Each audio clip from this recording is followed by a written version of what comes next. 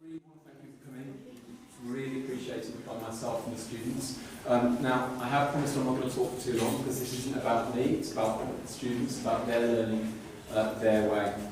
But I wanted to just give you a bit of background behind this. So we're meeting tonight and we're not talking about academic attainment. We're not talking about any problems or kind of things that have gone wrong. Okay, we're meeting in a real positive light. If you just have a quick look at the little card, postcard, that's on your seat, this is, I suppose, kind of sums up, in a nutshell, why we're meeting. We're talking about how we can create engaging learning spaces for everyone who's part of the school community, so that includes you. So in terms of what tonight isn't the kind of the end of the journey and the celebration of everything we've achieved. I see it's more so just the beginning. So part of why we're here is something called Learning Frontiers. So Learning Frontiers is about innovative schools coming together from all different types of backgrounds across Australia. Australian Institute for Teaching and School Leadership and also the Innovation Unit from the UK. So together, they brought together these teachers, they helped set up kind of hubs in different states and helping teachers share and collaborate. So some of the work that we'll be talking about and you'll be hearing about today has not only been shared with other schools all around Australia, but also some of the neighbouring schools. So Kedron, Mount Alvernia, Nudgee, St Teresa's, JPC. So all of what we've been doing, we've been actually sharing and building upon. Because we realise we have a bit of a crisis on our hands, if we're honest. So when we talk about engagement, it's really important we break down what do we mean by engagement.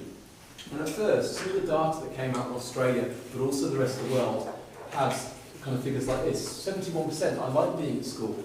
I take pride in my schoolwork and feel pleased when I do well. I try hard at school. So this is really positive and really great. But when we start to dig and delve a bit deeper, what kind of engagement are we talking about?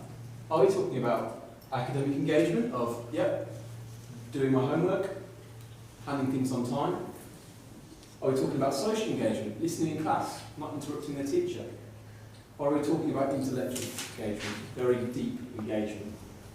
So what we're seeing across the world, and this isn't just unique to St Paul's, this isn't all unique to Australia, this is across the world in developed countries, is there's a significant minority who aren't deeply engaged at school. We're not just talking about physical space, we're talking about three things and how they interact. So you've got your space, which can be physical or virtual. You've got the pedagogy, so how the curriculum is taught. The curriculum might define what, but it doesn't define how. So how that learning occurs, is it real world? And the technology that supports those. So when we're talking about an environment for learning, sometimes you have that phrase, third teacher, which is coined from German philosophy, the idea that after the initial teacher and their peers, the environment is a teacher. It's really important to remember those three things need to work in unison. Hack learning as well, I suppose, because when we think about our students can't really, at the moment anyway, change the technology that we use in schools. They can't really say, hey, I don't want to learn like that, I want to learn like this. Or can they? Okay, and finally the space. So if we start giving students ownership of the space and start bringing them into the cycle, that's when students can start having an effect and influencing on this.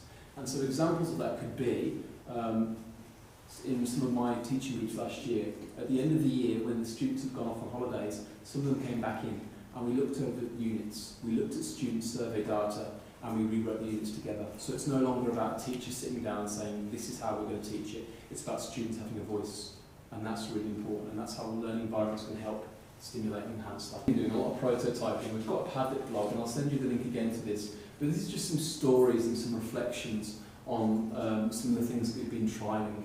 And when we talk about trialling things, this innovation curve is really, really important. So any new practice basically requires a slight element of risk. So part of this process that we've been looking at, the co-designing of learning spaces, is all about this. It's about being brave and entering critical conversations where students can be constructive but critically analyse how are we learning.